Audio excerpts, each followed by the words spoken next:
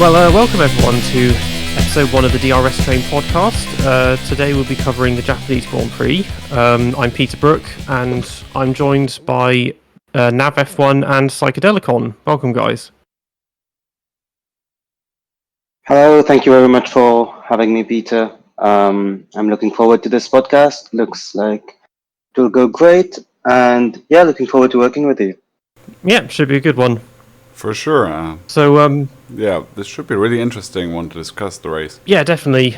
It seems after that blip in Red Bull's form in Singapore, we're kind of back to our regular scheduled programming, or at least for one of the Red Bulls. Yeah, for both of them, really, considering how the race went for Checo. Yeah, in that post Checo, there's nothing new in his performance yesterday, really. Yeah, it's just been abysmal recently, but yeah, he hasn't really had the greatest of seasons, and we're just gonna have to see if he recovers somehow. Anyway, we should introduce ourselves, yeah?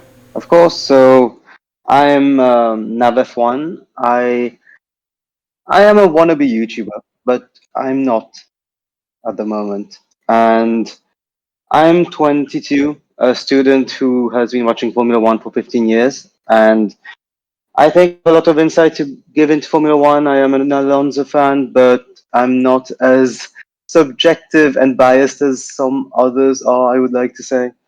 So yeah, looking forward to just sharing my opinions and seeing what you guys have to say about it.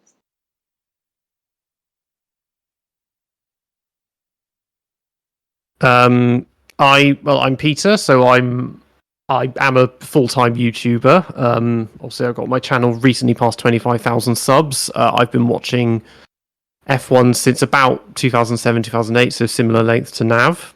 And yeah, I mainly just love the history of it, and particular the technical side. My main interest is in the cars rather over the drivers themselves, I find. And I'm Psychedelicon, or you can just call me Con. I'm the producer of the podcast, and I'm also stepping in this week to be one of the hosts to fill up the ranks. And yeah, I've been watching F1 since, I've come back to it at the end of 2020, and I've watched in full 2021 through now.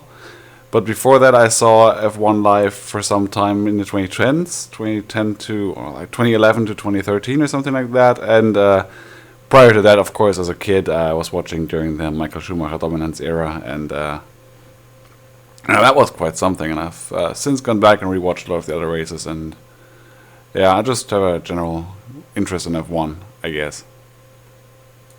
Anyway, in this episode, we'll be discussing the Japanese Grand Prix of 2023 and what happened there, and holy moly, was that one hell of a race. Well, at least the start of the race, the first half, I guess. After that, it slowed down a bit, but yeah, I guess let's go there.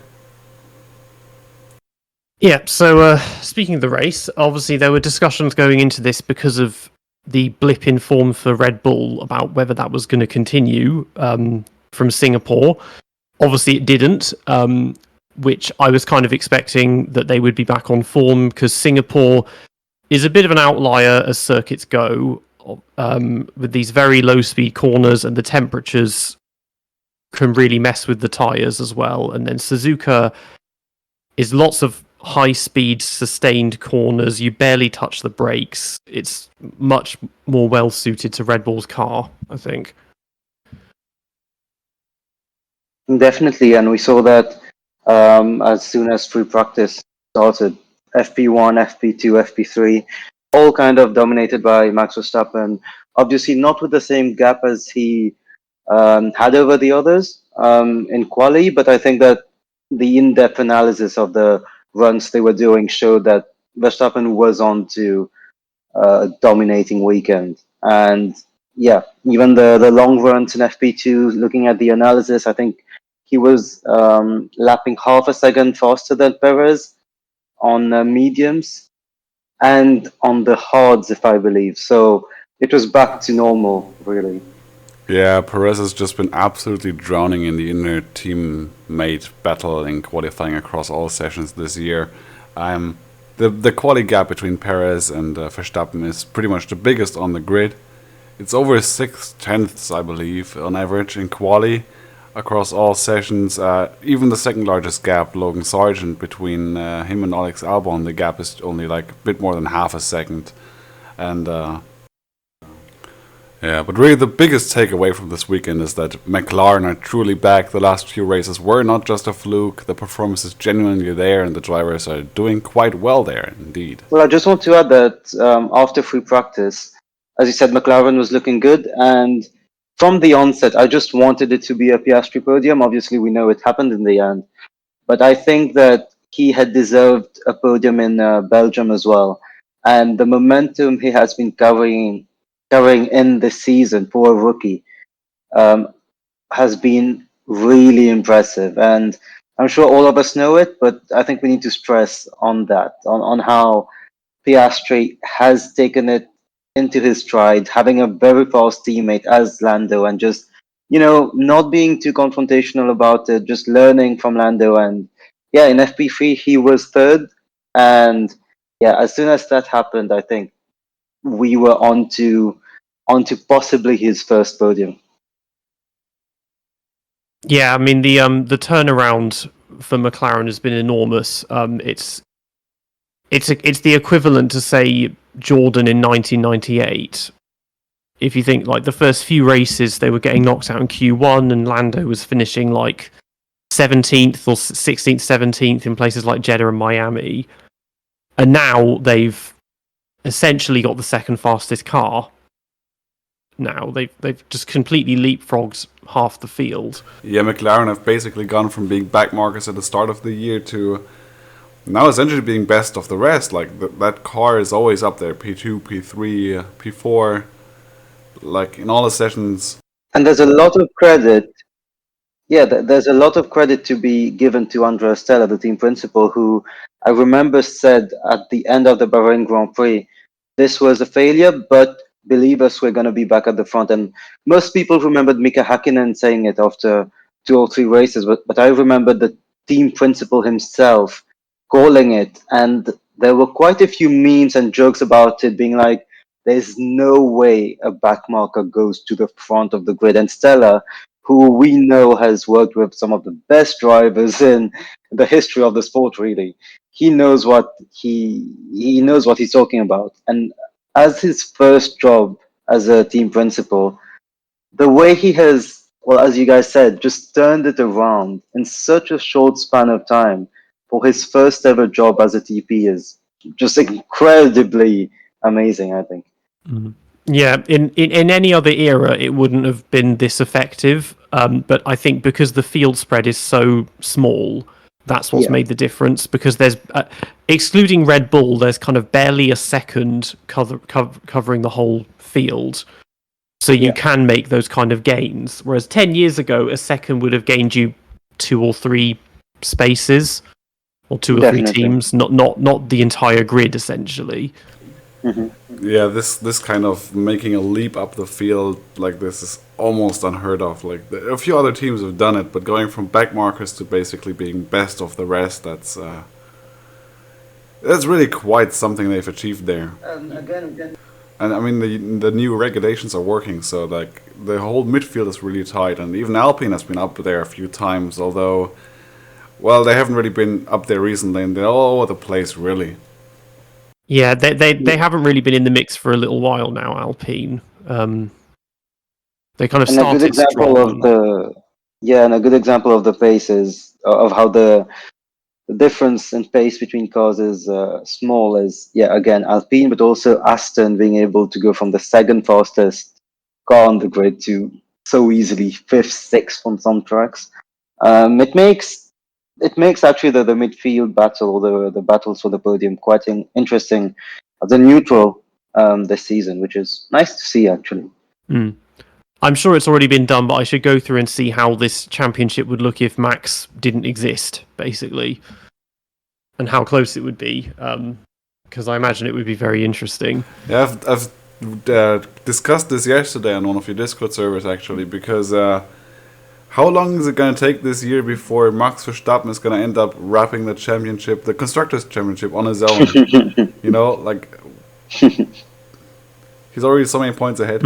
I mean, he can still. The thing is, I think he alone has a 95-point lead over Ferrari. Yes. Mercedes. Yeah. So he can. That's almost 4 race wins. I mean, obviously you have to factor in.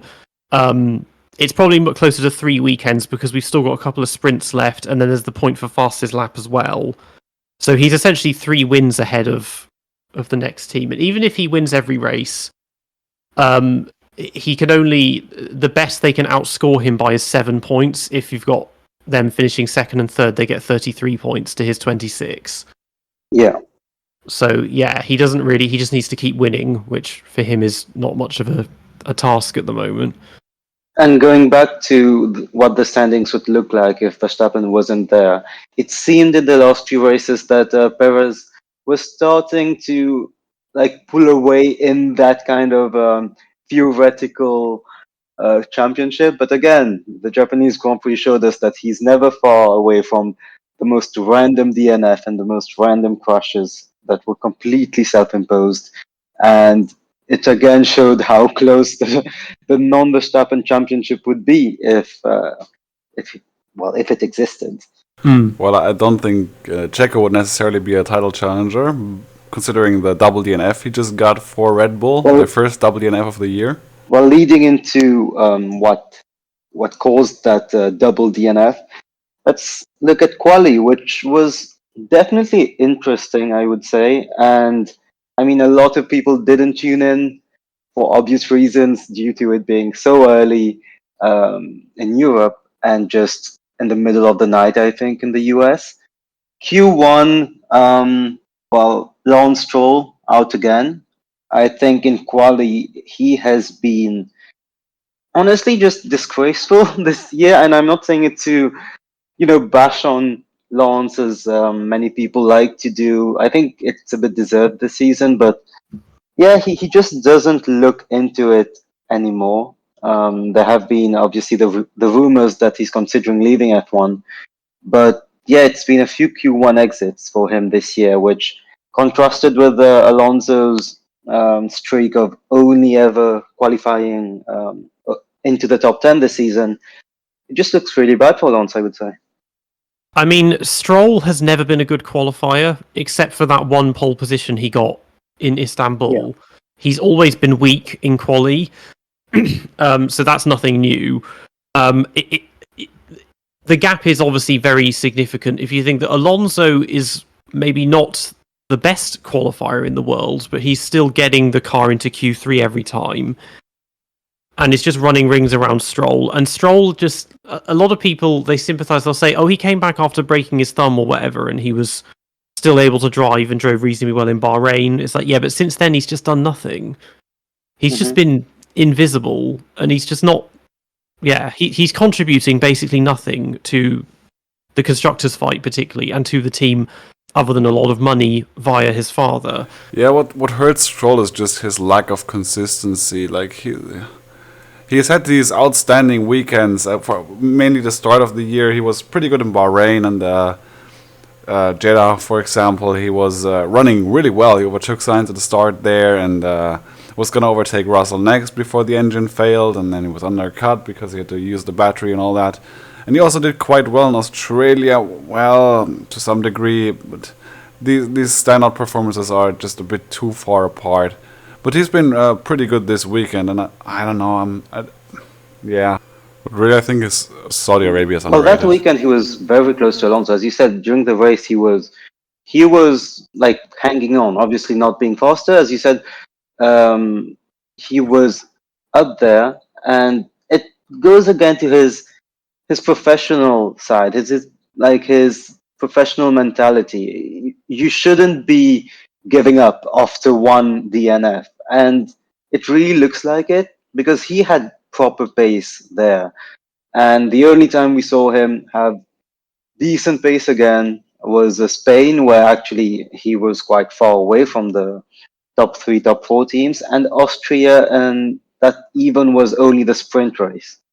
So it's become way too inconsistent, or actually, it has become way too rare to see his inconsistency, because now he's just a consistently bad performer. And yeah, I mean, Spain was an interesting one because obviously he beat Alonso, but then that was yeah. kind of where Alonso won the like mental battle because he essentially said, "Oh, I'm just going to let him beat me. Like I can pass him, but I'm just going to let him have it." That was Yeah, the car wasn't really that competitive that weekend, but yeah, Spain definitely was Alonso playing the mind games a little bit to some degree, if you will. And but Stroll was ahead there. I think Stroll was on the less favorable strategy, so Alonso had much fresher tires there at the end. But ultimately, their pace was somewhat equal at Spain. Yeah, but the other times, Stroll's such an inconsistent driver. He's interesting to watch for me, but he has these moments where he just defends from a faster DRS train for 30 laps, like faster cars behind him. We saw this 2021, 2022, where the Aston was way down the order and faster cars often were behind the car. And he defended well for 30 plus laps at times. And, you know, he's capable of doing that, but then other times he just completely forgets that he has rear mirrors and just stupidly runs into whatever is next to him. And I don't know, there doesn't really seem to be that much consistency to it, I guess. he gets away with it. The thing is that every so often he'll have this breakout performance, and that keeps him going for a year or two. And then a couple of years later, he'll have another one. And everyone's like, "Oh, he's back!" And it's like, yeah, this happens maybe once a year at best. When you get things like, yeah, like is Istanbul 2020 or Baku 2017, that sort of thing. And it's like, yeah, one swallow doesn't make a summer. Like you need to be. He's got well over 100 race starts. He's probably approaching 150 by now. Like he should be past that. He should really be delivering, and he's just not. That's what's just unreal to think about. He has driven for 7 entire seasons, I believe. Yes, well, 6 seasons and a half now. That is in Formula One unreal levels of experience. That you don't really gain more at that point. So there's no longer the excuse of, oh, he was young or he was thrusted into Formula One too early. Yeah, I mean looks like he's got 137 starts, 3 podiums, none since 2020, 1 pole position, and his highest finish. I mean, he's currently his highest in the standings. He's 10th at the moment, but his highest overall was 2020. He was 11th in the standings, and that was with 2 podiums.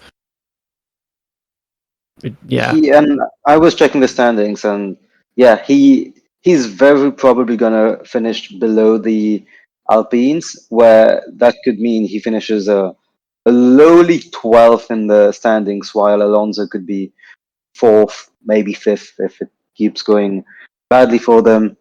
So yeah, and to round it off on Stroll, I mean, if you have just watched his interviews recently, the nonchalance, the I don't care attitude has gone past some boundaries for me. It's not even, Kimi levels where he still cares a bit. He just does not want to answer that much. Or some drivers who, like, they have been asked the question 10 times in this last 5 minutes, so that I know. Lance, just his replies are so past it at this point. Yeah, he just looks bored. He's never one that gives away much enthusiasm at all, really. He just never seemed really that interested in anything.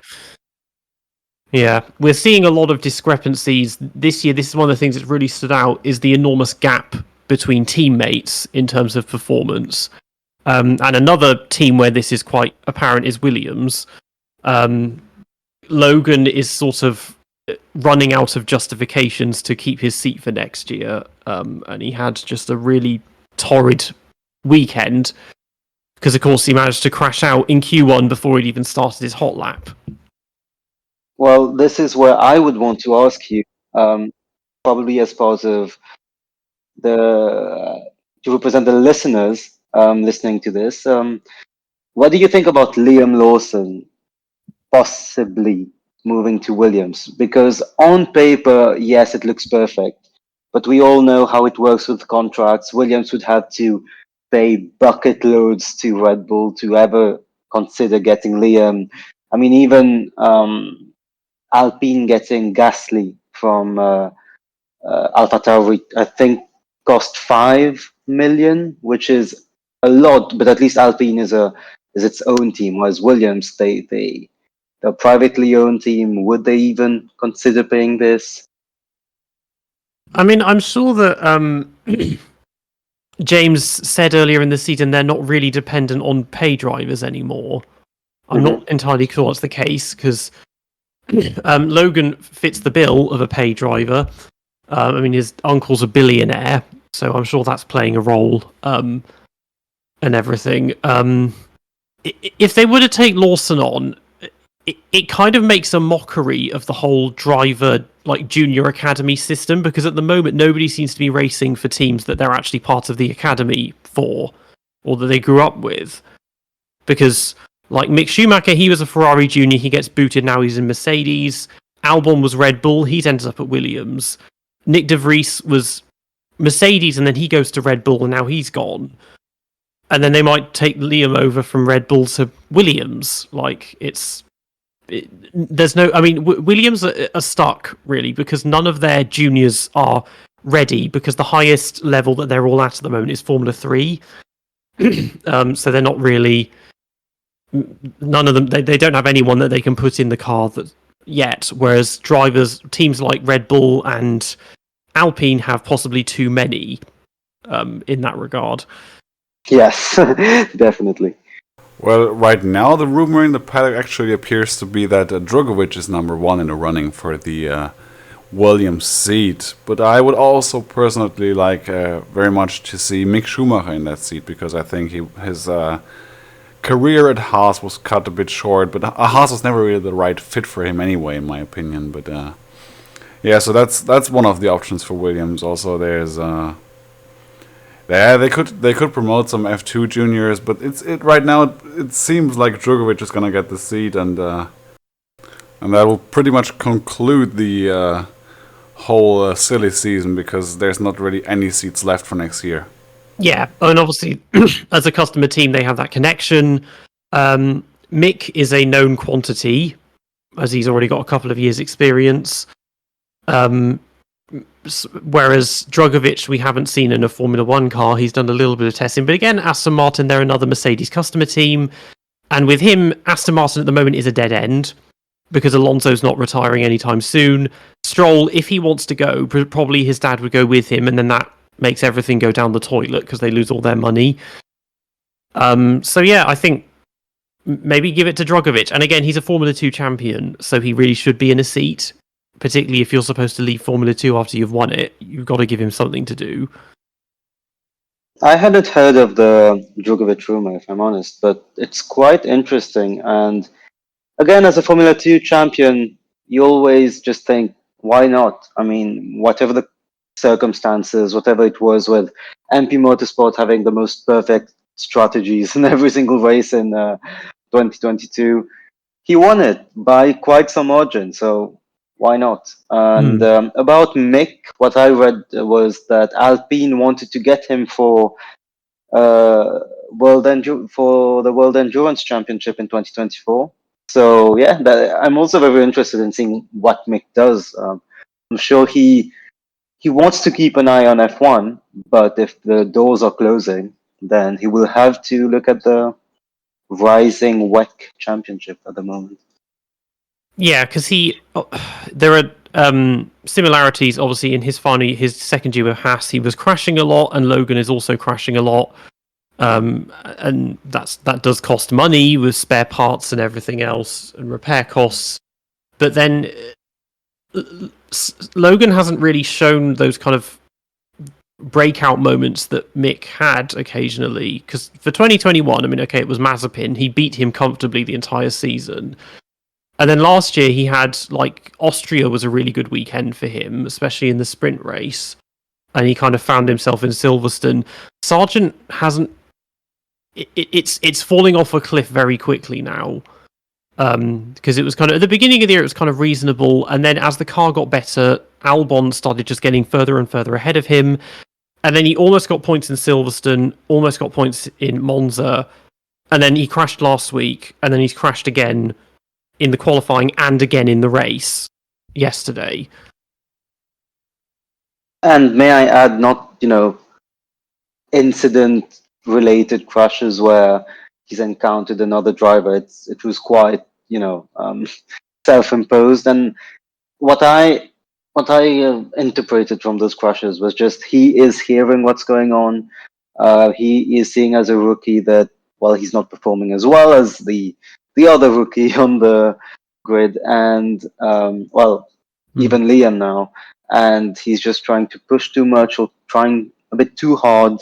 Because I mean, for me, it's not a coincidence that in the last two races, just suddenly he's just veered off track when he was quite, fine at the start of the season, as you said. Yeah, crashing on your own is quite rare now. Yeah. I find people don't really do that, and I don't know if it's because the cars have never been easier to drive or whatever it is, but we don't often see that.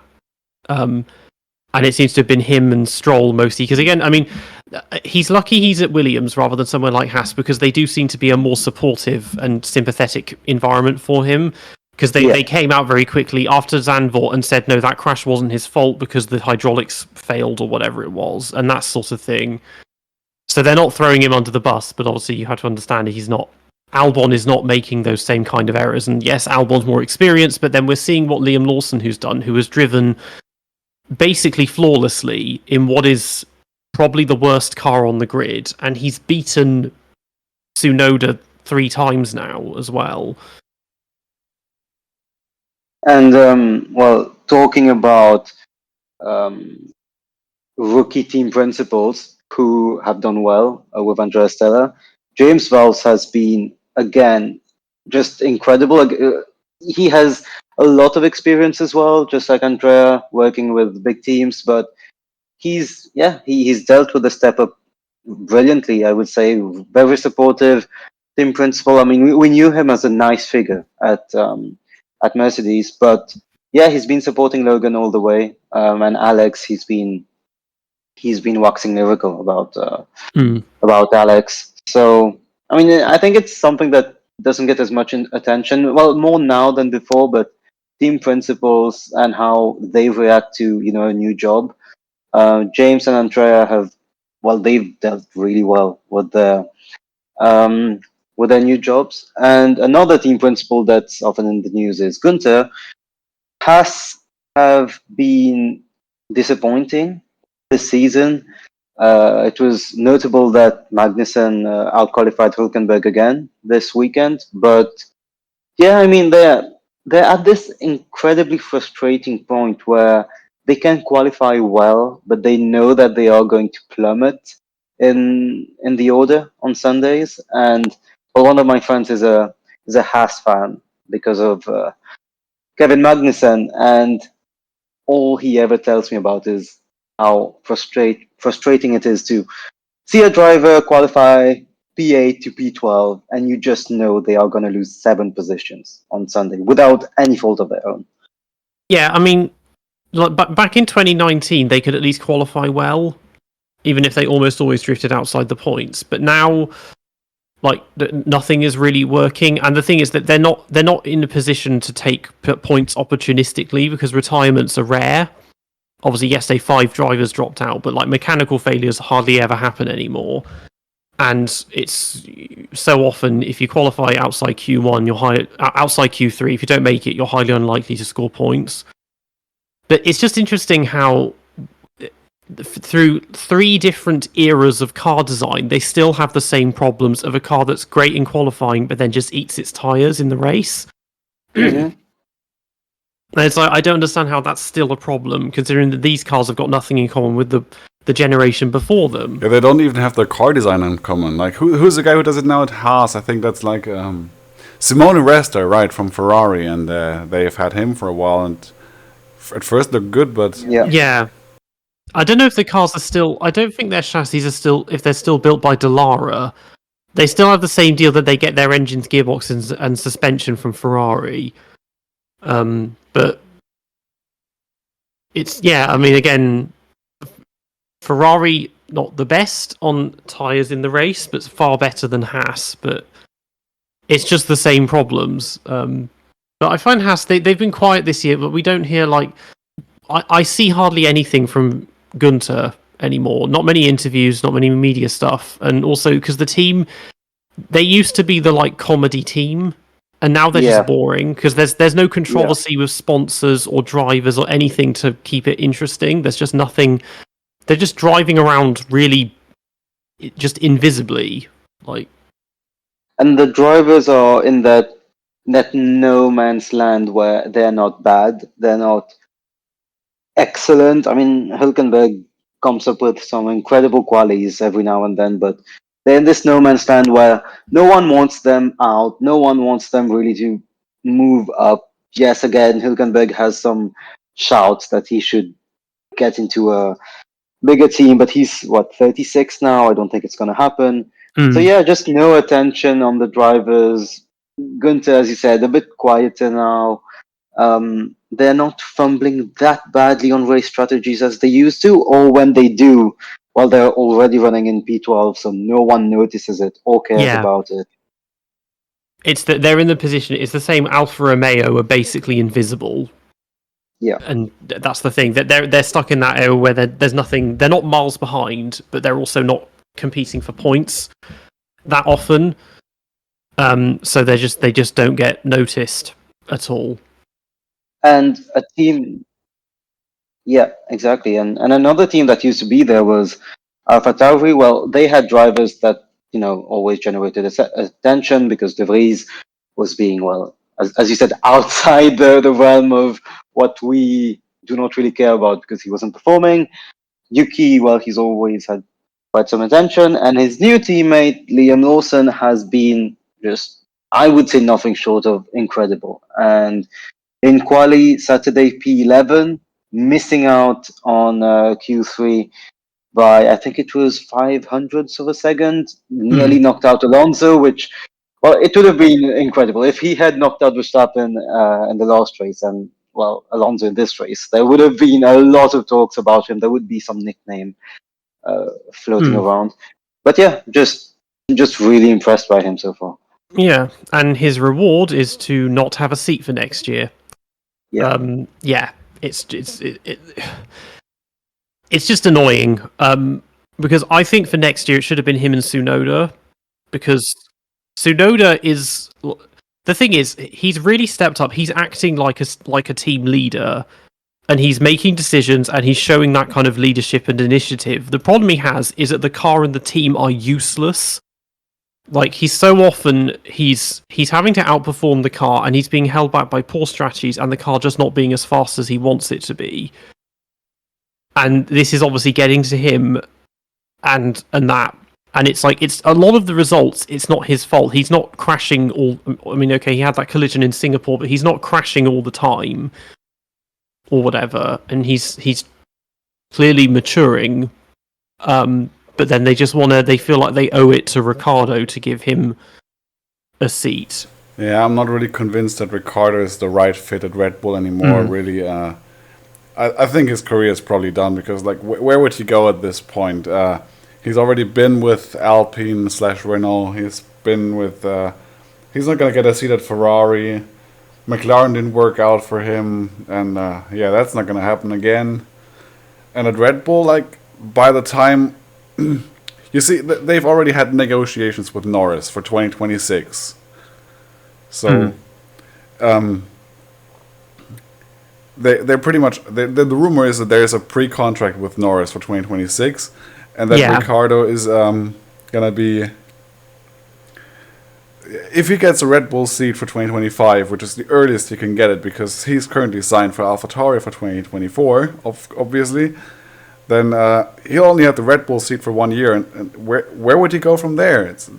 His career is pretty much over, isn't it?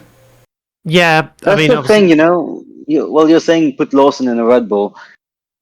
I think that's the issue, that there is no clear Red Bull Junior to put there, so that gives us, those rush decisions about, just throw Lawson there, just throw Tsunoda there.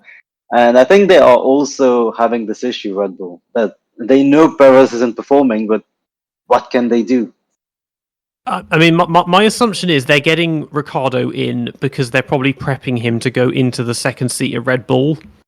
Yeah, Because the thing is that I don't want Tsunoda or Lawson moving up to that Red Bull seat yet, because Max is a teammate destroyer, and it's not a seat you want if your intention is to be winning championships, because it's very hard to against Max, and also the team is not going to let you.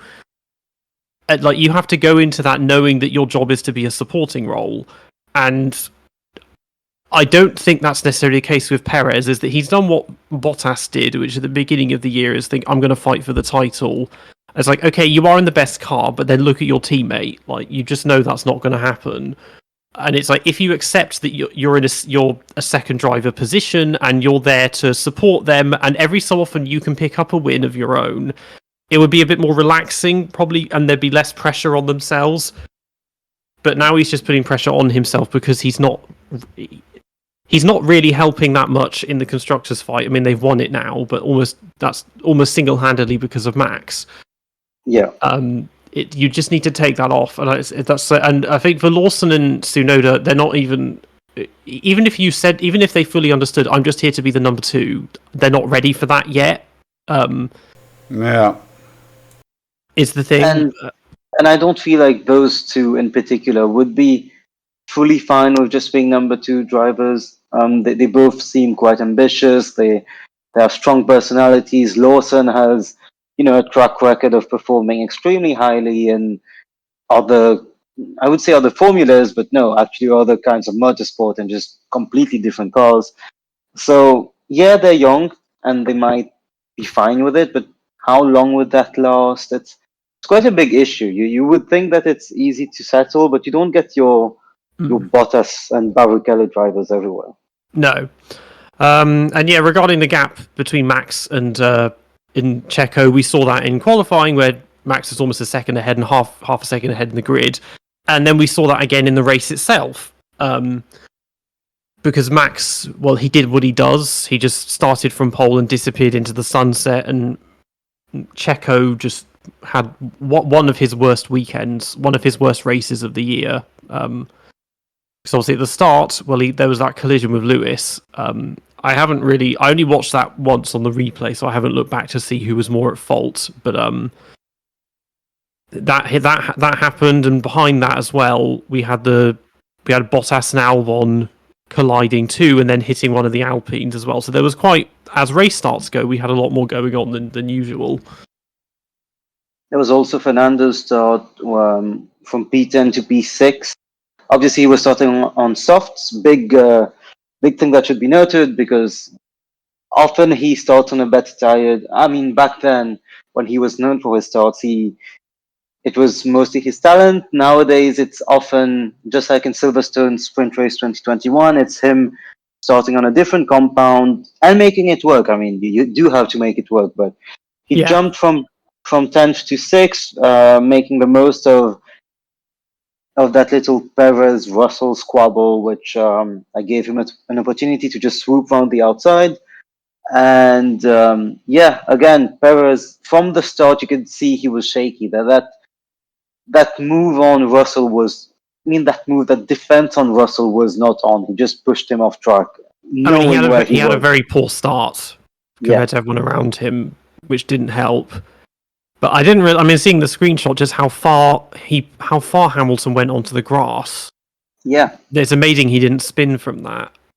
Well, firstly, that's Hamilton going off before turn 1, but then I think just after turn 2, Russell is there and Perez pushes. Maybe it's Hamilton as well, but basically, yeah, he just didn't defend well against both Mercedes, while Alonso just swooped around the outside, as the wily old fox the Sky Sports commentators love to call him yet again. And yeah, that meant the Ferraris just had to focus on their own start, and Verstappen defended well, I would say, at the start. It wasn't an easy start for him because both McLarens went away quite well. But yeah, at the back, Sargent spinning, Bottas also encountering issues. It's not what you want from your drivers when they're in those teams that struggle to get any points at all. Yeah, I mean, one thing that surprised me, and I'll get into this a bit later on, is how late the safety car was called on the first lap. Because that was a very obvious safety car, because there was debris all over the track, and it took them until I think they were in the third sector by the time they called it. And it's like there weren't even yellow flags waving in sector 1. Yeah. It's like this is really starting to get to me, is how slow race control are with calling safety cars. It takes at least half a lap when it used to be done immediately. Well, do you think the fact that VSC and stuff is around now, that instead of like they do still instantly think about what they're gonna do, but they have some 30-second discussion on, is this a yellow flag? Is this a VSC? Is this a full safety car? I mean, VSC's been around now for 7 or 8 years, so they should understand when it is and isn't needed. I think the difference is that they don't have Charlie Whiting anymore, and they just basically don't know what they're doing. Because he was on it, and would call things immediately, and it was usually the right decision. And it's just taking so long every time. We're seeing it in Formula 2 as well, and the others. It's just, you sit there, you see a crash, and you're like, nothing is happening, and then a minute later, finally it's the safety car, and it's like, this is getting into like race fixing territory, because it's like you're waiting until an opportune moment to call it, and somebody, it could be, oh, so and so's just past the pits, but then someone else has time to run in behind it.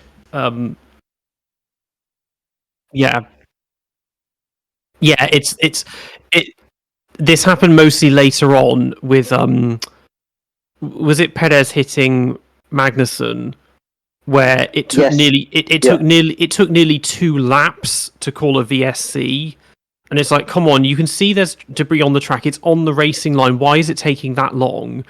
And then the VSC only took about 30 seconds. It's like, again, it's not something that it can be resolved so quickly, and Piastri was the only one that pitted, and it's like, okay, if Piastri was in contention for the win, you could definitely look at that and thinking that sounds like race fixing, like they're trying to stop Max winning because they've timed it so that Piastri can pit but not Max, and then the VSC ends just after he's exited the pits.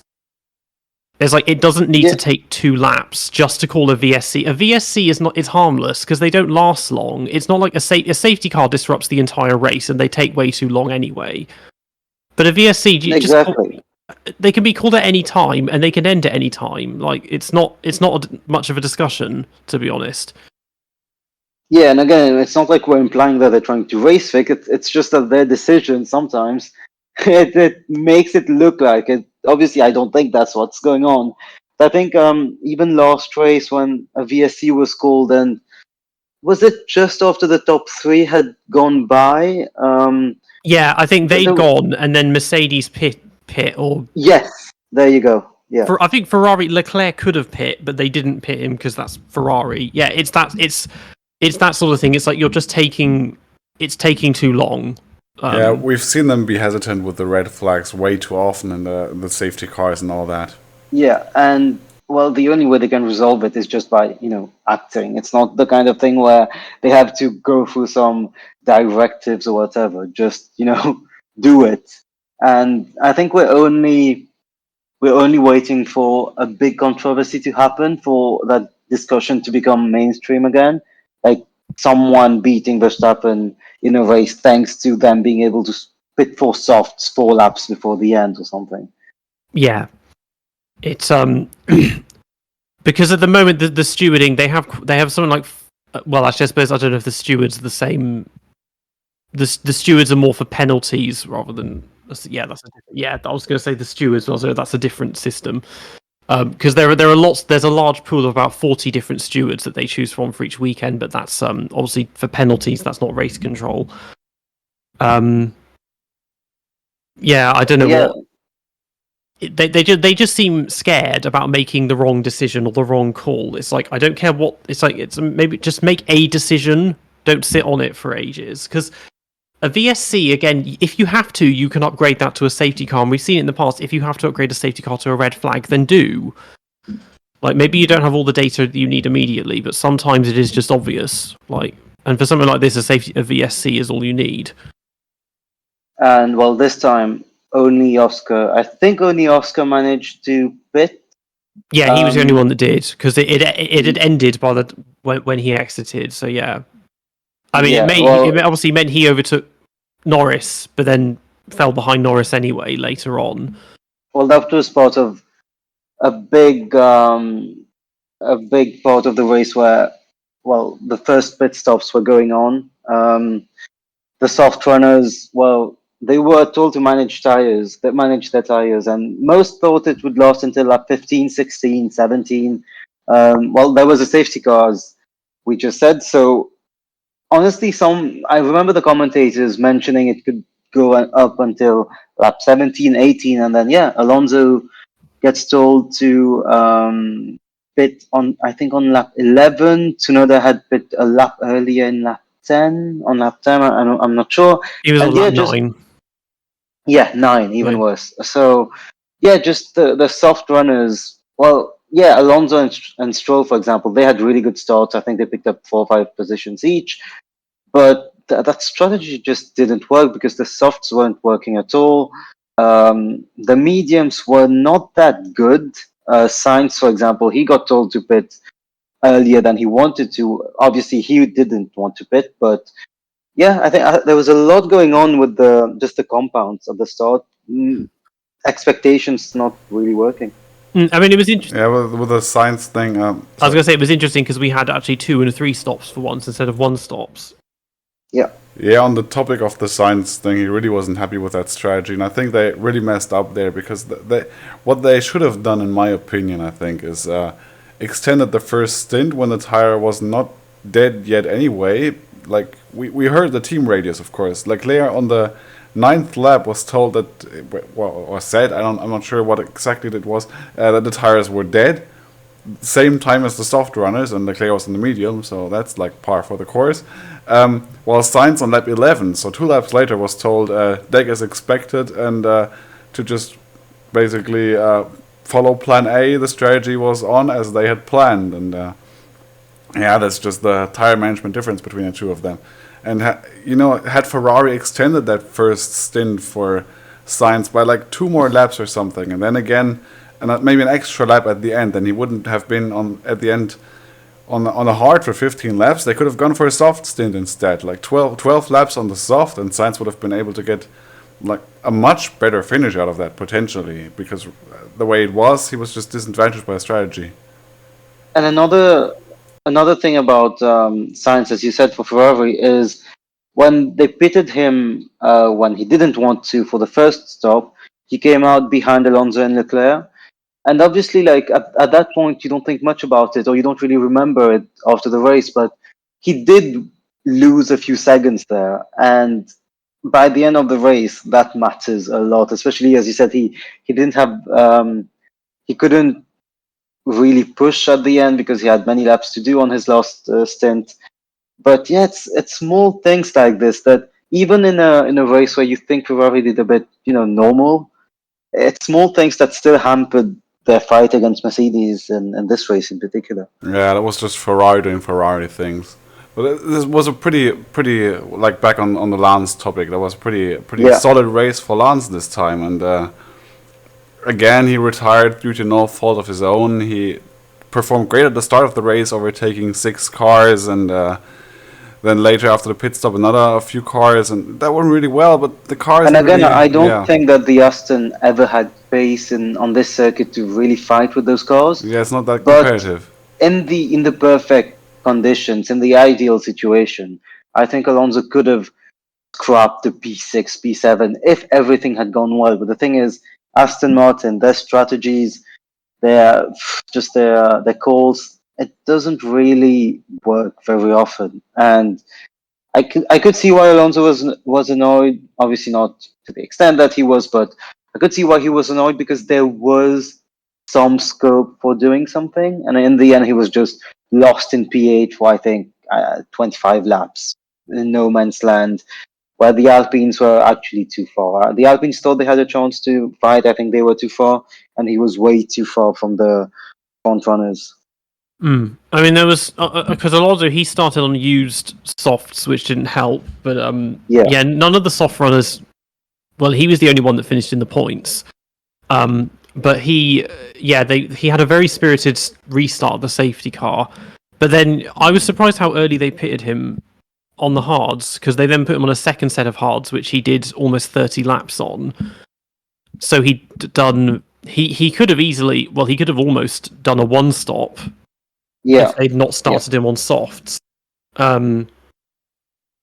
But yeah, some of them had slightly confusing, because Ocon, obviously he got the collision at the beginning. He ended up doing 2 very long stints on the hards. And then you had Hulkenberg, who did a three stop with soft, medium, hard, medium. But then he finished 14th, so didn't really get anything out of that. I mean, for Haas, the strategy really doesn't matter much now. Yeah, it was all very interesting.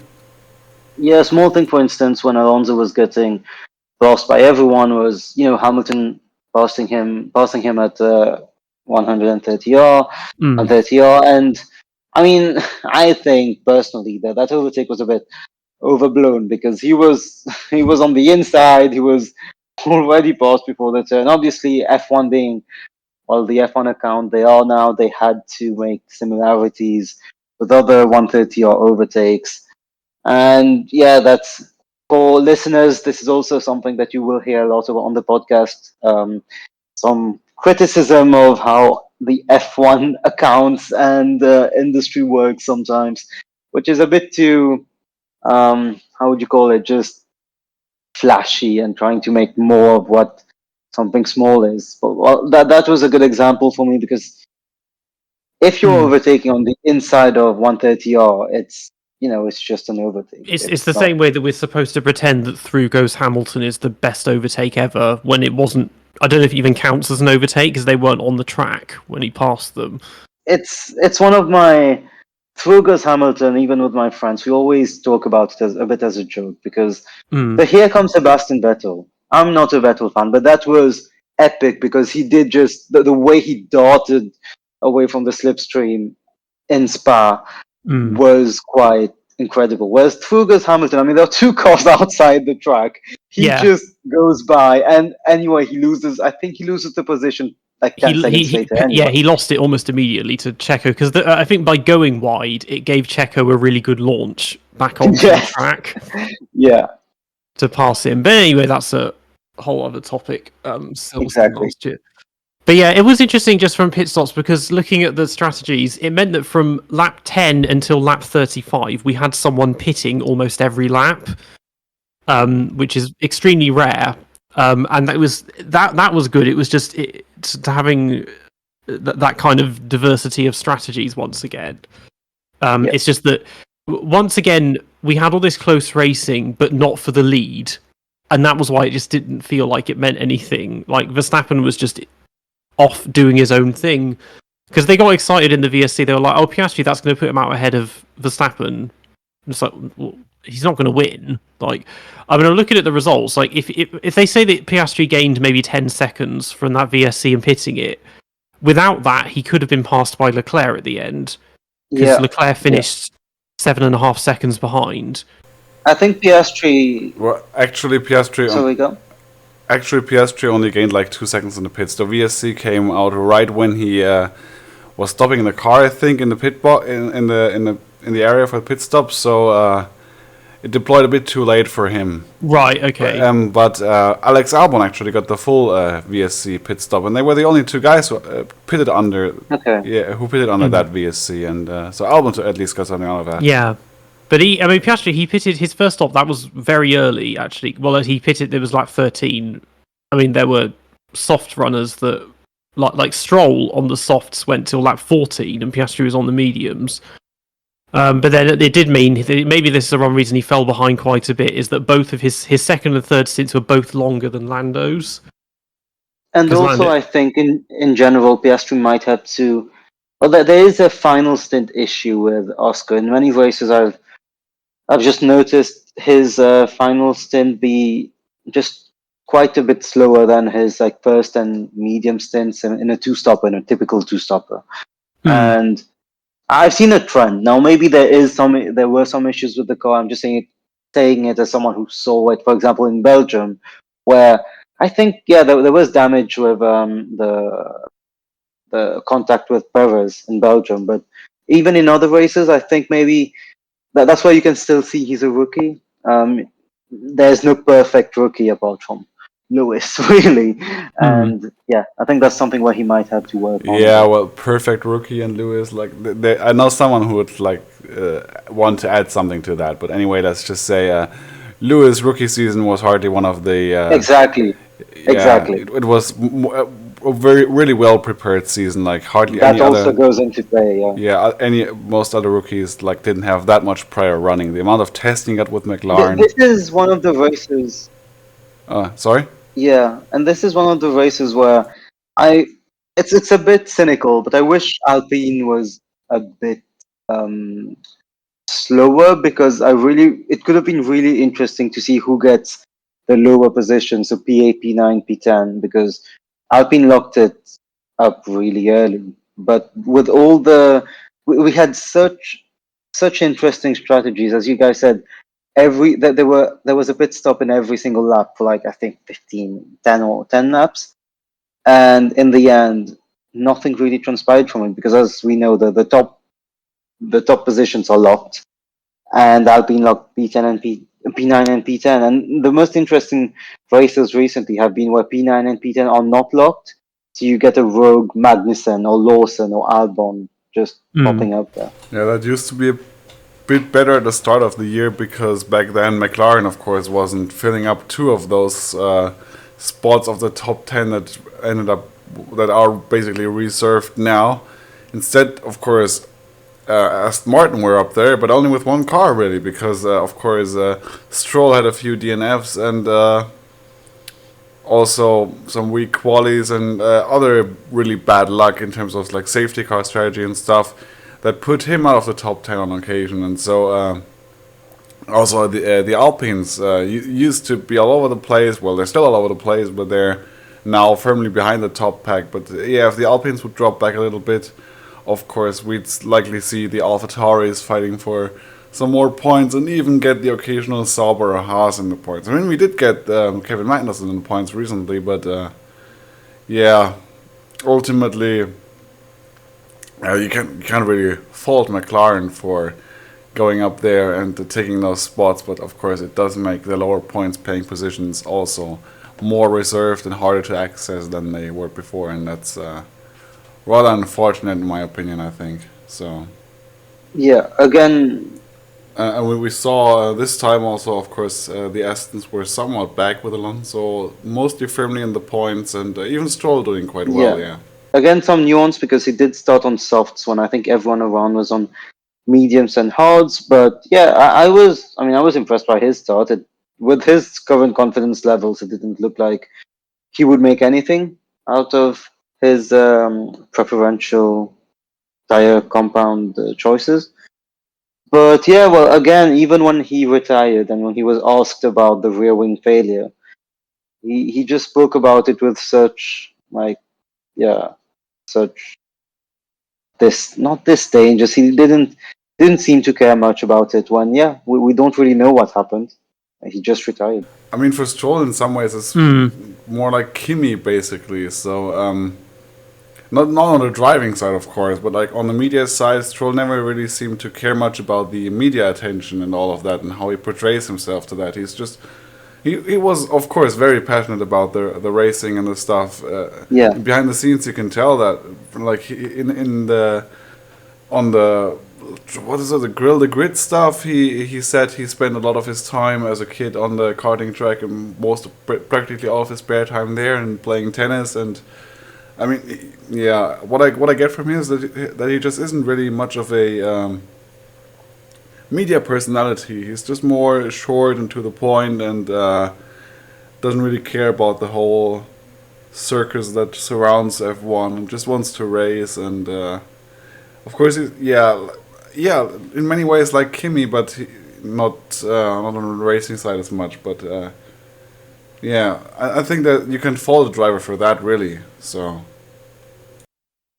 Well, a driver that I think went a bit unnoticed, but who drove, I would say, brilliantly after another brilliant race he had a week ago was Ocon, because after that incident where he dropped down to P15, I think, or P16, he drove an excellent stint where I think he only pitted in on lap 29. And at that point, he had gone up to P8 without having pitted. So everyone is going through their alternate or generic strategies. And he was up to P8, pits, and only comes out in P10.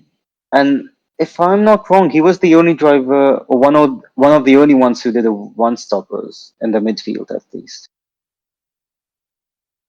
Yeah, I mean the main takeaway I found was that Alpine did a driver swap at the Yeah. last corner, which Gasly. I haven't seen the radio, but you've seen his gestures. Gasly obviously did not appreciate. So I don't know entirely understand if I look at the standings what the logic was So, with that. from an analysis I saw on French commentary and a French channel, was that when Ocon was out, well, because Ocon stayed out for so long, technically Ocon was the lead driver for the race. Because when Gasly did the normal thing and came out behind Ocon, that meant that, yeah, on track, Ocon was the lead driver. So when Gasly went through, it was for a team order to Ocon, but I think they didn't tell Gasly that.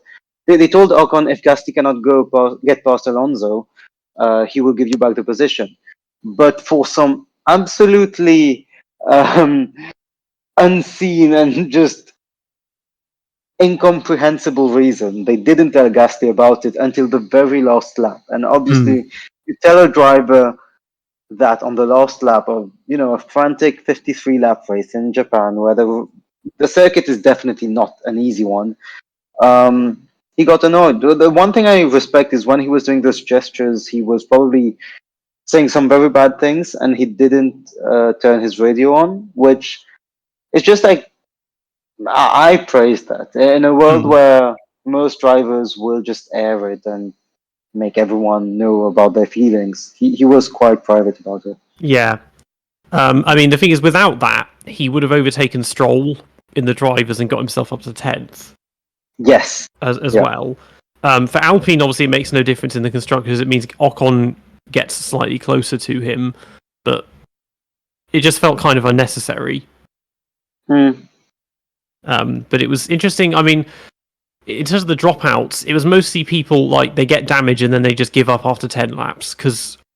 Like Logan Sargent, he pitted under the safety car at the beginning, and this puzzled me because he wasn't involved in the crash at the start. He'd started from the pit lane. As far as I know, he wasn't involved in it, and maybe they were thinking, "Oh, we'll pit him now and go long." yeah, he might have picked up some debris from the crash on lap 1, maybe, and that's why He pitted on lap 5. He put on a second set of mediums, so maybe he did get damage off that.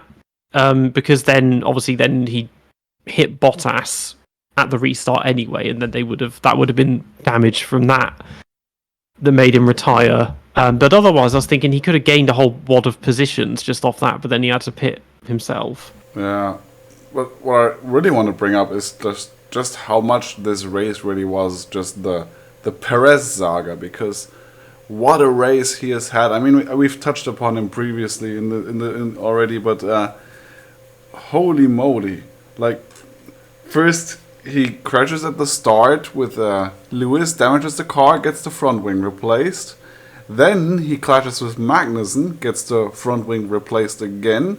Then the car gets retired, but then he isn't out permanently. No, instead he comes back. He gets back in the car around lap 20. I don't know, sometime, and then he gets sent out at lap 40.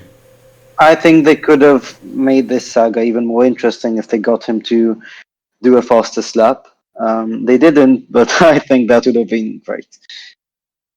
Yeah. I mean, obviously, Max got it in the end, so I guess they thought, well, there's no risk of... Because there's the thing, they were saying that maybe George, on his one slot, they might pit him at the end, but there wasn't a gap for him to do that. He was too close to Alonso. Well, that doesn't mean much. Ferrari in Belgium in 2022, they didn't have a gap with Alonso, and they still pitted Leclerc, who ended up losing 2 positions. So But that's that's not Ferrari. So exactly. Yeah, it's just Ferrari doing Ferrari things, but also Alexander Albon, one of the other cars that retired from this race, I think he must have picked up at the damage at the start when he was airborne there. Definitely, I think Albon got some damage because his race was unconventionally unremarkable this I think that time. they could see, Well, like, you're not getting any points. There's no pot, so let's just call it as well. yeah, Because after he pitted, he came out in like 17th after his first proper pit stop. So it's like this with just Sargent behind him. It's like, yeah, let's just call it. yeah. And obviously Bottas as well got hit by Sargent, and then they were like, yeah, let's call again. I think his car was more damaged, but also he would have finished maybe 14th at best, even without the collision. So it's like, what's the point? Yeah, Sauber just absolutely nowhere right now. But I wanted to add to the Paris thing also. I think that what you said, it would have been absolutely hilarious if they had actually sent him out to do another fastest lap. But to touch upon the whole damage thing, as also with Albon, I think it's pretty likely. Like they fitted a third front wing on his car when he sent it back out again, and well, he was involved in 2 collisions, and there was a debris on the track, and yeah, I think he must have had underfloor damage. So fastest lap just. I mean, there was no point because it's like you may as Yeah. well like Exactly. save the engine, and also probably I don't think they probably wanted him doing it because they would wait until Max had gone past him and waited until Max had done his final stop. Is don't risk doing anything that might jeopardize Max's race because he could have easily just crashed again and triggered a safety car or something like that. So yeah, it was interesting that the FIA they had to check with them, can we do this? And they're like, well, I guess you can. They're probably thinking you shouldn't, but there's nothing in the rules that says you can't. So you may as well take the penalty that way. Yeah, that was quite fun. But it's interesting that the regulations even allow sending a car back out like that. But also that's what gave us of course, the notorious double Red Bull DNF, but both from Paris. But also it gave us these hilarious on-screen graphics showing Paris down. 5 cars retired and Paris in between on softs, 6 laps behind somehow. Well, I loved that graphic because it just felt very endurance-y. It seemed like when you're watching Le Mans and there's a car that's come out of the pits and is plus 32 laps on the other car who DNF'd. Yeah, 2 hours before. I was puzzled at first. I realized it's because he was 6 laps behind Stroll. Because Stroll had completed 20 laps and Checo completed 14, so that was why. But it looks, again, like Le Mans, it also looks like the timings for IndyCar, because in IndyCar you don't retire. Like, everyone is classified no matter what happens. So you're never like out. You're just many laps behind. Yeah. And that. Well, sadly, that was about, I would say, the most interesting part of the race remaining, because all we saw after was George Russell just fall down the order from, I think, P3 down to P7. The Mercedes just tried to keep Sainz behind, didn't. Well, it worked for Hamilton, and he didn't really need it, but Russell just fell off. And, well, on the Mercedes, it was still interesting to see them fight. I still enjoyed the little Russell Hamilton squabble. It wasn't very effective in terms of strategy, but just always nice to see teammates fight. We don't see it that often anymore, but obviously we see it. We saw it in Monza, and yeah, just nice to see them given the liberty now. Yeah. And I found it really hilarious how last race we saw better teamwork between Sainz and Norris than we're really seeing at Mercedes this year. But yeah, what Mercedes and Russell and that whole situation there at the end. Lewis wanted to be led past Russell, and Russell didn't really want to let him by. Then he did let him by after repeated team orders. And Sainz was already in the DRS range, and Sainz then overtook Russell anyway, even though Lewis was asked to drop back and give Russell the DRS so he could hang on. So ultimately, they sacrificed Russell, but they also tried to save him when he was already lost. And ultimately, the only way they could have kept Russell in front was in front of, Sainz was if they had not swapped them around. But that's it was been too and Lewis risky. made it clear after the race as well. He wasn't happy with that. Obviously, it's just one position. I think he thought he could get P4, but yeah, he wasn't happy with that at all. I mean, Sainz, he said they're using my own strategy against me. Yeah. I mean, it doesn't work. The thing is, it didn't work as well because it's Suzuka. Like, that thing will work at Singapore, but overtaking is much easier at Suzuka. Yeah, I really enjoyed that team radio from Sainz, like about how they had figured out his how they were stealing his strategy from Singapore and using that against him, and how he declared that he was gonna go and get past Lewis. Yeah. And yeah, lastly, I think the only notable thing was that Liam finished ahead of Yuki, which was on, I would say, kind of pure pace. Liam got past Yuki at the start. And then, yeah, Yuki seemed to have more pace.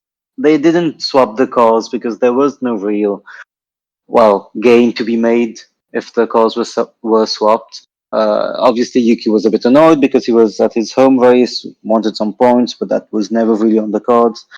And yeah, just another good performance from Liam Lawson, who, I don't know when and where we will see him again in F1, but I just hope there will be a when and where.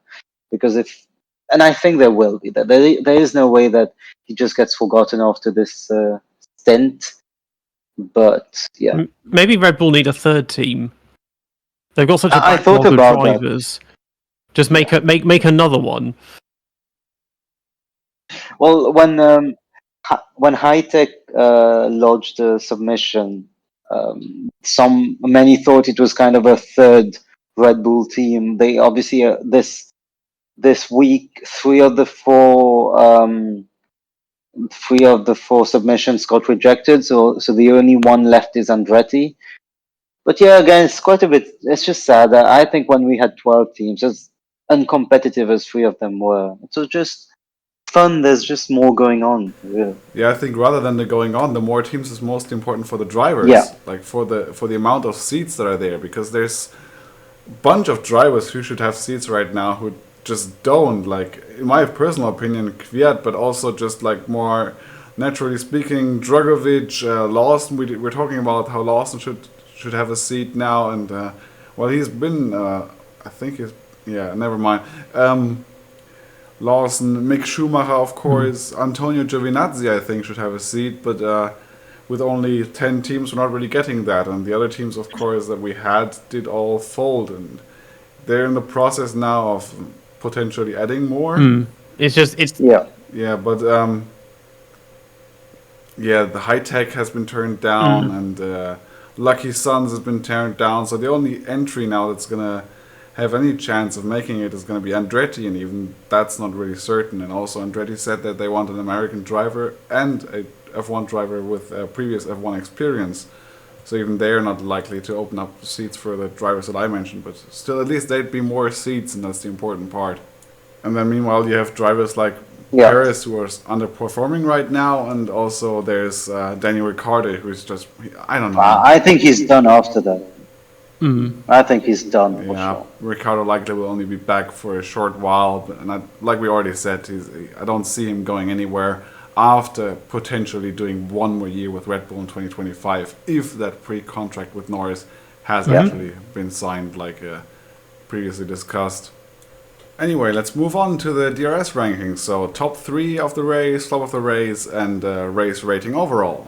I think it's hard to discount Verstappen yet again. You cannot blame a driver for driving the best car on the grid and driving it the way he does. So he's somewhere in the top 3, but I would still give the driver of the day. I mean, as it was given by the other fans, to Piastri, just for driving a decent race. I wouldn't say it was as amazing as some people thought it was. I think it wasn't. It was far from his best race. It was a proper like 7 out of 10 race from him. Actually, 6, 7 out of 10. But yeah, he got the job done.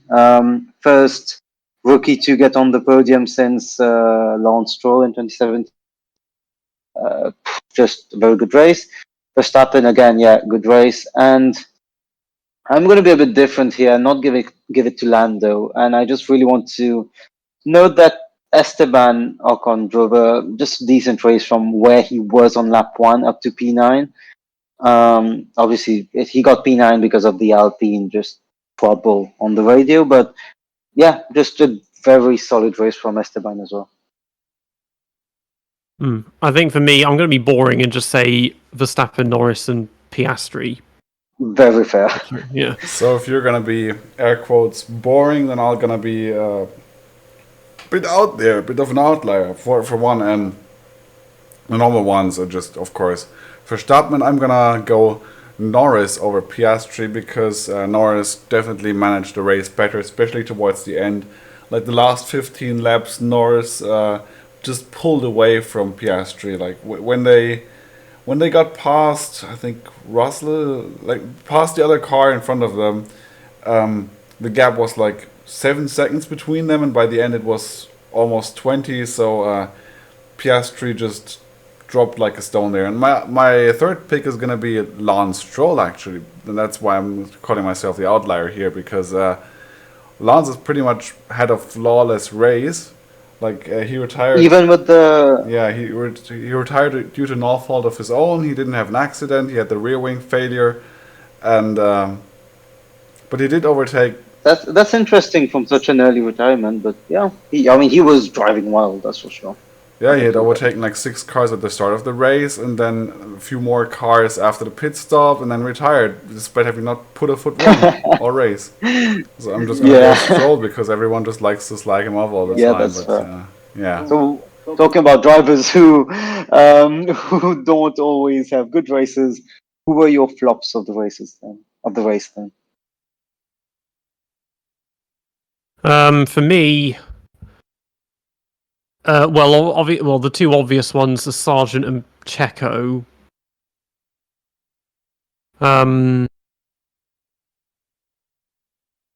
Third one, like most of the other people that have bad results were because of they were victims of those two.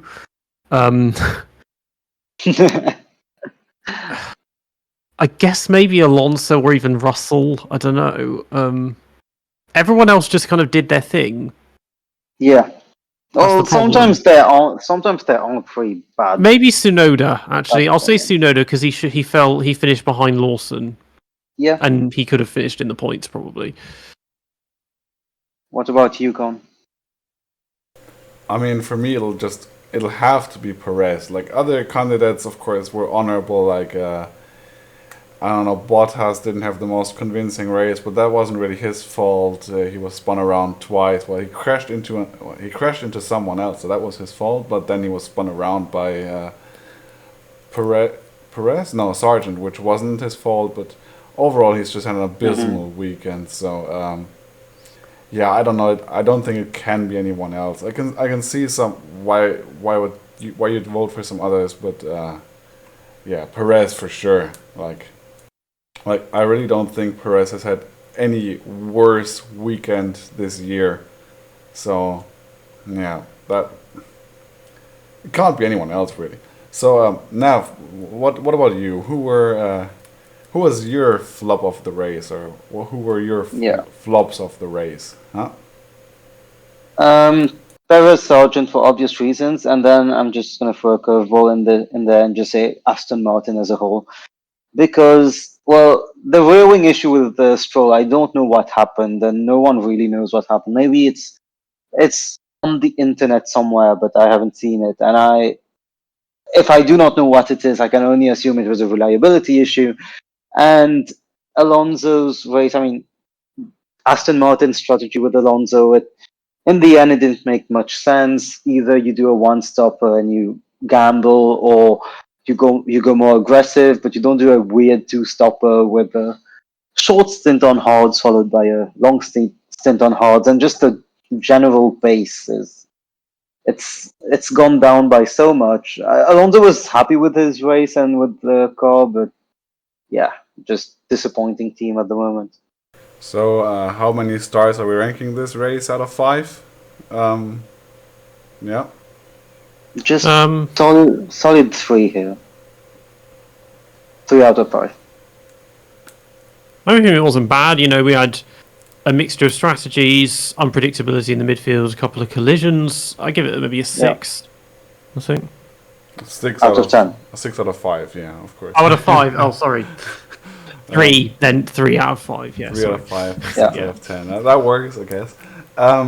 For me, it'll also have to be a 3 out of 5 because it was a pretty good first half of the race, but then after that, it just kind of died.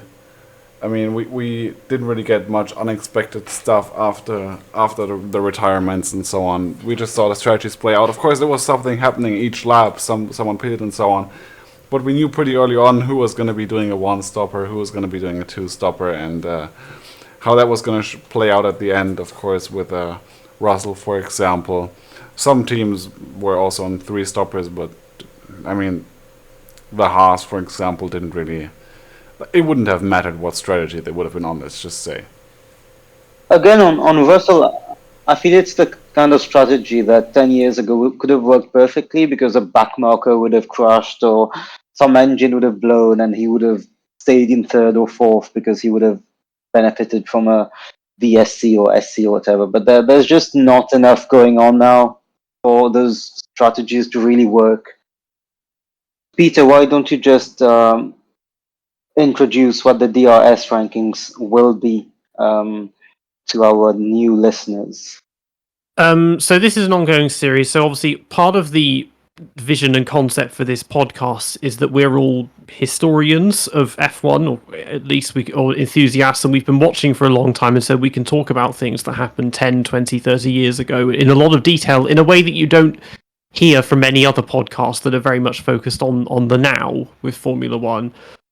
So each week we'll pick, a pair of drivers, a layout, and a car, and then we'll just add them, kind of akin to the Cool Wall in Top Gear, add them to this tier list. Thank you. So, as you can see, we're starting with Japanese drivers, very typical and relevant with what happened. So, Kamui Kobayashi, if you guys spend a lot of time on YouTube, which I assume you do because we will be posting this on YouTube, among other platforms, and just generally the F1 fans at the moment just love YouTube, you will have seen that there was a guy, I think a year ago or like 11 months ago, who was called like Ben Motorsport or whatever. And he just started posting Kobayashi clips, and it was everywhere on YouTube. Like every single clip of Kobayashi for like 2 weeks would get recommended to everyone. And I think they all got like 200,000 views to like more than 1 million views. So I know a lot of people started thinking about Kobayashi more at that point and started suddenly revising how we view him as a driver, but also as just as a person, as a talent, because he has had a lot of success in endurance racing. Personally, from what I remember, because I remember his debut with Toyota in 2009, where he was just thrown into the car and instantly delivered. I'm not sure if it was on his debut or in his second race that he overtook Jenson Button round the outside. I think that was Abu Dhabi, so not his actual debut. But he overtook Jenson Button, obviously in the Braun GP car that year, round the outside on his. Yeah, it was incredible, and the commentators were going insane. Most people had not heard of Kobayashi ever before. He'd been just kind of average in GP2 before this. Exactly. Yeah, and when he got in, it was like, oh, he's a Japanese driver, Toyota. We had just had Super Aguri for 3 years, who was known for just throwing Japanese drivers in a Japanese car, and we thought he was yet another one of these. But no, yeah, he was like flamboyant, I think is the word. Yeah, I mean, in that first race, he held up Jensen for several laps. He then threw Nakajima into the wall. But when you see those clips, because when those clips were coming out like a year and a half ago, I made a video in 2 days, just a biography vid about Kobayashi to try and jump on the hype train. It didn't really kick off, but it was because there I had to look across his whole career, and it's like, okay, obviously he was extremely exciting because he was such a brilliant overtaker, highly aggressive, very confident on the brakes, could pass people. I mean, we saw Checo trying that yesterday, trying to pull a Kobayashi at the hairpin and failing miserably. But he did crash a lot. This is the thing. Like the first half of 2010 was just so bad for him because he had first lap crashes. I think in China, Australia, and Canada. Mm-hmm. It wasn't brilliant. He kind of improved on that by 2011, 2012. But this is one of the things is that he didn't always pull it off. He did crash a lot. But that's the thing with the highlight reels and highlight videos, and a bit of my qualm with a lot of Insta reels, TikTok videos is it's so easy to cherry pick what you want to show, and that applies to any sport. But Formula One, it's very easy to make a driver look good because most drivers in Formula One have had their races, they've had their moments, and when those clips were going on, it was very easy for everyone to be like, "Oh my God, we underrated Kobayashi back then." When you look at the bigger picture, it was crushes. Yeah, I think it's more just how entertaining he was. Like he that's the thing, and that's what people miss is that he didn't care about tires or turbulent air. If he wanted to pass you, he just would, and he would pass you in places nobody else would as well. Whereas now people are like they're stuck behind someone for a whole stint, and they're like, I've got one attempt, and if I fail, I've just wrecked my tires and can't go again. But also that was partly the philosophy they had at Sauber, is that they tended to sacrifice qualifying for good race pace. And so him and Checo usually didn't qualify well, but then they would make up a lot of places. And he kind of imparted a lot of his knowledge of tyre management to Checo as well. It's just a shame he didn't end up in a better team, because Sauber, that was a really exciting... If you think how Sauber, Alfa Romeo, how desperately boring and uninspiring they are now, and think what an exciting team and lineup they had just over 10 years ago. Then he had a whole year wasted at Caterham in one of the worst F1 cars of the modern era. Probably the worst, where he just could not do anything and the car was terrible. It's just a shame he couldn't have anything. He couldn't at least get a go in something like a Red Bull or a McLaren and get more than just the one podium. Con, what are your thoughts on Kamui? Yeah, I mean, Kobayashi back in the day was obviously one of the strongest overtakers. I've drawn several times in the past some parallels between him and Daniel Kvyat, but of course they're not that comparable, but in some ways they are, because Kobayashi, he'd just try any overtake maneuver anywhere, and it would work. He'd also crash a lot, but he was pretty strong on the overtaking. And I saw the same thing from Daniel Kvyat in a sense, because Kvyat was also one of those drivers who would just dare to overtake wherever he wanted, compared to his teammate at 2015, for example, Daniel Ricciardo, who's mostly known just for his dive bombs down the inside, and it's pretty much his one signature move. And so Kvyat was a far more daring racer in that regard, and Kobayashi, I don't know. There's a reason he's called the overtake king, of course, and I just wish he'd have had more time in the sport. Like we just saw how good he was in endurance racing, for example, being team principal and driving for his team there. At the same time, and overall, I don't know. He should have had more time in F1 for sure. And that season with Caterham was just a big shame, big waste, to be honest. And I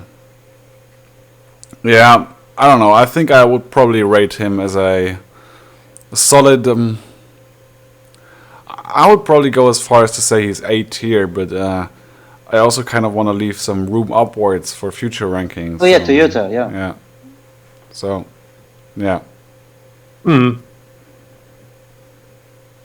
but that's also what's funny, that in endurance racing he's quite consistent, doesn't crash a lot compared to the others. I mean, he's the team leader, team leader as a driver, and now he's the team principal as well, which just makes him an incredible icon of the sport, of endurance racing. And yeah, I wanted to ask. Well, I know Peter has more stats than I do at this point. What was his head-to-head to Checo like at Sauber? I think it was worse actually in 2012. I know that Checo outscored him because that year, because Checo got 2 or 3, I think 3 podiums maybe, didn't he? To Kobayashi's 1. So 60 to 66. It was quite close in the end. Kobayashi was a more consistent point scorer, actually. Checo had quite long phases of not scoring any points in 2012. 2011 was a bit different. None of them got any podiums. Obviously, Checo was only a rookie at that point. And that was, 14 points to 30. So, Kobayashi was definitely the stronger driver that year. Yeah. Well, I would, in F1 terms, I would rank him as a solid B. As well, one of the good drivers I can remember, and I can see why some people would argue C, and I will be open to that as well.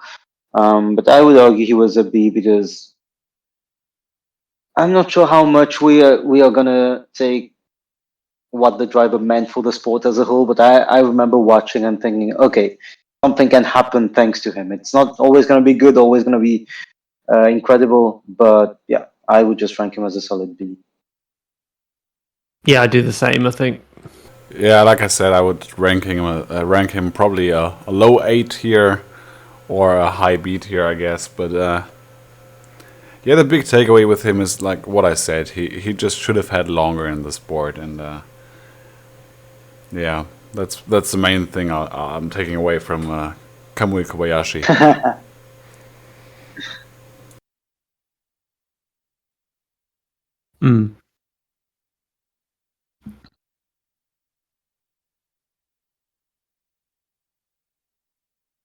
Yeah.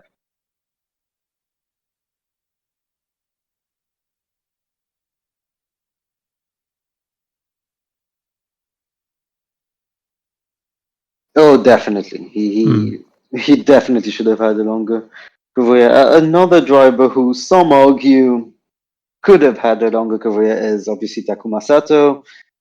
He he was a polarizing driver. I think that's the word to describe his stint in Formula One. Obviously, we now can look back on him with slightly rose-tinted glasses because we know he's won the Indy 500 twice, I think, and yeah, he's definitely shown his talent through other categories. When he was at VAR in 2004, I think that's where there was an issue because he was not being as consistent as Jensen at a time where I think at a time where the media saw them. Well, Jensen was a bit preferred due to being British and all, but there wasn't a clear number one driver, and Takuma just wasn't consistent enough. Was too rash in his decisions. Yeah, He got 1 podium, whereas Button got 10. exactly. Yeah. Yeah, I just don't really rate Takuma Sato at all. He was just thoroughly outperformed by Jensen Button, and I think his career is probably too long-lived in F1, to be honest.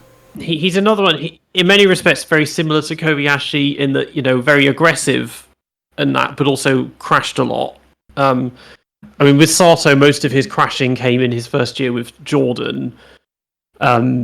But he just didn't have anywhere near as many. He got that 1 podium, but he didn't have anywhere near as many standout moments otherwise, really, because 2005 was absolutely terrible. And then spent 2.5. Obviously, he had a couple of really good races in 2007, scoring points for Super Aguri. But he spent 2 and a bit years in a Super Aguri that you can't really do anything in. So he's again someone who never really had, aside from 2004, never really got his hands on really good cars. Yeah, but he did in 2004 and that didn't really work out. So should he have? Yeah, I'm just looking at the qualifying positions where, well, actually in qualifying, I think Takuma beat Jensen three, four, I think 8 times in the season out of 18 races, which is very impressive. But in terms of race pace and just general consistency, there was always an issue. And that just hampered him so much in terms of, actual points that matter and actual podiums that matter. Yeah. So I think for him, I'd put him. They're quite similar drivers. I'm probably thinking a C, just because he just didn't have as many kind of breakout moments. I think. Yeah, I think I'd personally just rate him as a higher D tier, I suppose. I really don't rate him at all. I haven't seen that much of his racing live back in the day. I've watched back a number of seasons, partially where he raced, but he wasn't really convincing. He was always so far off Jensen Button in that BAR, and afterwards he really didn't set the world alight either. He could have had a longer career had he been at yeah. Yeah, again, solid C. Yeah, again, solid C. Yeah, so I was going to say he could have had a longer career had he stayed at Super Aguri for the rest of the year had they not folded, but of course that didn't happen, so I guess that cut his career a bit short, but we've already had enough of him in F1 by that point to see that he wasn't really the next big thing, the next big Japanese driver. I would say, personally, I would say a solid C, or a lower C, but yeah, that's just my thoughts. Yeah, like I had said, I'm just gonna rank him as a D tier driver, to be honest, because yeah, he really didn't set F1 alight. So I guess that's a C, then 2 to 1. And looking at the audience, I also see a C tier there. So yeah. Then next up, let's have a look at the circuit that we're gonna be ranking, and that's gonna be, of course, the one that we just raced at, which is, of course, Suzuka in Japan. And for me personally, I like the track, but it's not that easy to overtake on. I like the S's, I like the hairpin, I like a bunch of that track, but I don't really like the final chicane, to be honest. It's a bit like Spain in some ways, but yeah, I think I prefer Fuji in terms of Japanese tracks, to be honest. Yeah, my early memories of the Japanese Grand Prix was Fuji, and yeah, that was just a really fun circuit. I would say it was just extremely fun to just watch, even as a kid. And Suzuka, well, it's a classic. It's one of those circuits that you think about when you say circuit. Honestly, it's a great track. It's iconic. It's just an A for me. Also because of the corners, the Degner curves, just the S curves, especially the S curve section. I think it's great. Even more so in non F1 cars. Obviously, this podcast is about F1, but when you see GT 500 and 300 cars going through it, or just GT cars going through it, it's incredible. It's just that zigzag section. So yeah, for me, it's a solid A.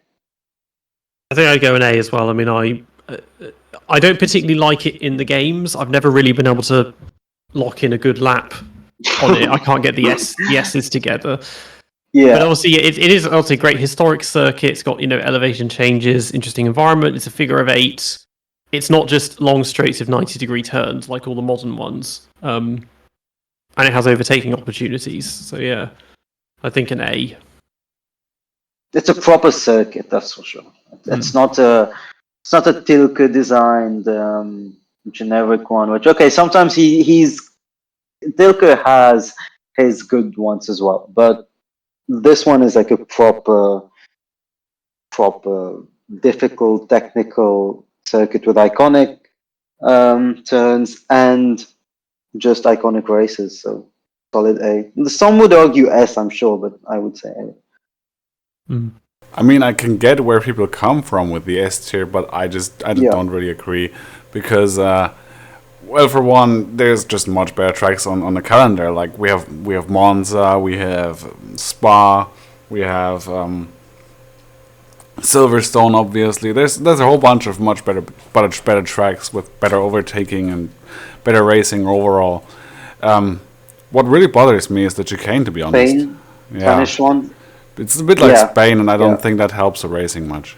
That's a good point. I think they won't remove the chicane. Well, firstly for the GT cars, but also for the iconic part of it, because we remember the chicane for the Prost Senna contact. But for F1 cars, I think it would benefit to just having a very flowing third sector without especially with how fat and large the cars are. I think the chicane really doesn't help. Yeah, I think the track would definitely be better without the chicane, but I guess we'll have to deal with that for the time being, and maybe they'll remove it at some later point. I think without the chicane, it would probably easily be an A tier for me, but with the chicane and with some of the other stuff that's going on there, like the problem with chicane is it used to be good. It used to be okay because the cars were so much smaller and more nimble, but with these big hulking cars now, they just Sure. yeah, it doesn't really look right to me, to be honest, and it could be better. Let's just say. Are we settling for an A again then? I'll be voting B here because I just want to leave some room upward. Maybe I convinced one of you. Maybe I don't know. No. Yeah. All right, so that's that section wrapped up. I guess we'll just move on to the car then. So we'll be talking about the 2021 Alpine of the cars, Yeah. and yeah, that was quite an interesting car. It was pretty much the same strength as the AlphaTauri in some ways, but it Yeah. it didn't always really shine. Like, was it really the fifth best car? Was it the fourth best car? It's hard to say. It was. Some weekends it looked good, some weekends it looked absolutely shameful. Like when you look at, for example, what Ocon did, and in terms of Antonio Giovinazzi, for example. So in 2021, many times Giovinazzi, in the much slower Sauber car, Alfa Romeo, I guess we could say, was right behind Ocon or in front of him, battling with him, despite having much weaker machinery. So how does it add? Yeah. It's kind of an outlier. There's the thing, without that win, they could have easily. Well, if that had just been a normal race, they probably would have finished behind AlphaTauri. Although AlphaTauri got a lot of points at that race as well. Yeah. The Qatar podium was reasonably genuine, I think, from Alonso. I mean, the only race it was only the first race, and then Cota with the double retirement. Those are the only races they didn't score points. Well, personally, that year in 2021 was when I always followed F1 very closely, but that year I followed particularly closely because Alonso was back in that car. And, well, in that case, I followed Alpine quite closely. And yeah, it's a hard one between B and C, especially in terms of tiers, because Alonso and Ocon, well, at the start of the season, Alonso still getting up to grips with the car and just with the sport in general, was not performing well at all. Honestly, at all. He was far off Ocon in terms of race pace, and Ocon wasn't really shining either. And we know that both of them, I mean, especially Ocon, was a handy driver at that point, nothing close to world beating. And it had its races. It had its races where it was decent, where it shone a bit more, but it never looked like ever being close to podium contention, apart from the two podiums they got, which were, yes, Qatar was a bit luckier. I mean, Qatar was a bit less, sorry, was a bit less lucky than Hungary because of how it transpired. It did matter a lot that I think there was a virtual safety car at the end of the race. So it's hard for me to say it's a B tier car because yes, it ended in the top half of the constructors standings, but it really wasn't anything special. And if I'm thinking in the grander scope of the cars we are going to rate, it could be C, honestly. Yeah, I think a C is fair. Yeah, I think I'll be giving it probably Yeah, I guess a C tier is somewhat fair. It should be higher than a C tier, to be honest, because it was not a back market. It wasn't not as bad as the Aston Martin, for example, but it wasn't that great. The delivery was pretty good, to be honest, but it was gonna be a modern classic, and then it kind of just they removed it. Well, I think the livery was an S. I think the livery was an S. I'm sure that liveries are a very interesting discussion because that's where I think there will be a lot of disagreements between the hosts. But the livery was an absolute S for me. I think it was incredible. Yeah, I like delivery, to be honest, but for me the thing about delivery was that many people touted it as like a modern classic and it was gonna be their thing, but then they just changed it immediately for the next year, and then this year again they're running with a completely different livery, so that kind of didn't happen. Well, especially if they wanted to be the most, yeah, especially if they wanted to be the most France car in modern history since the Prosts and the Ligier.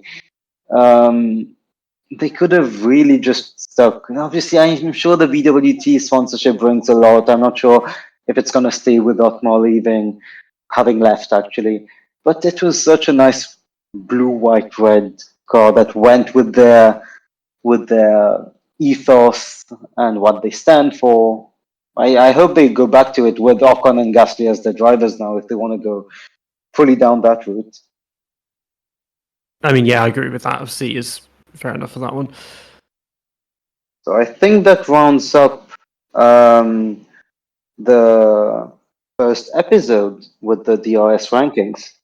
Please let us know what you thought about this because that's how we're going to improve and how we're going to adapt to what you guys want to hear about. If you have any ideas of drivers, layouts, cars you want to rank, or just any specific topic that's a bit unspoken about, whether it's current or past, just let us know. Because, yeah, we're going to be interactive. And you can always join the Discord server if you want to interact with us. The link is going to be in whatever description that's on YouTube, Spotify. And, yeah, pleasure seeing you guys for the next episode.